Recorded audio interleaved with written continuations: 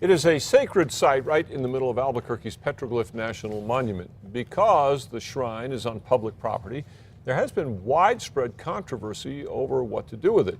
Now the feds have made a decision in this debate over separation of church and state.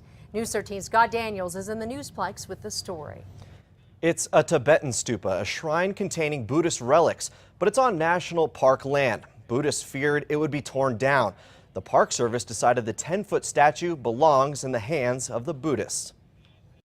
Every day you can find tourists hiking around the Petroglyph National Monument in Albuquerque. They come to see the Native American rock carvings, some 700 years old. It's a strange place for a stupa. Have you seen the Buddhist stupa?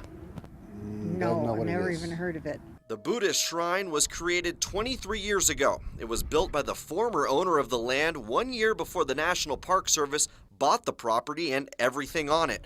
Recently, it appeared the Park Service was going to remove it, and that had Buddhists up in arms. Then national groups like Public Employees for Environmental Responsibility jumped in and questioned the legality of the stupa on federal land. As we understand the Constitution, the government's not supposed to be involved in the establishment of religion. D.C. reps told the Park Service to find it a new home, somewhere away from the park, because the land shouldn't have affiliation with any religion. Now it's wrapped in cellophane. Oh, yeah, green. The green thing? And it's ready for removal. Well, the Buddhists are actually paying for it to be moved to the other side of town.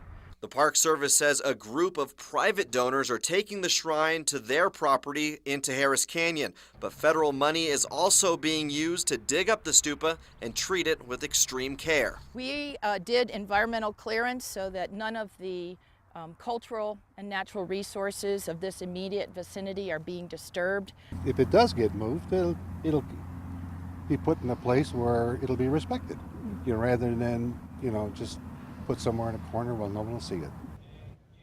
It's not clear how much federal money will be used to remove the stupa, but by tomorrow it will be gone, and so hopes the National Park Service will end any controversy. Back to you.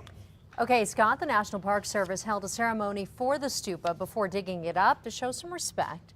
The feds say the shrine never cost anything because it didn't require any maintenance on their part.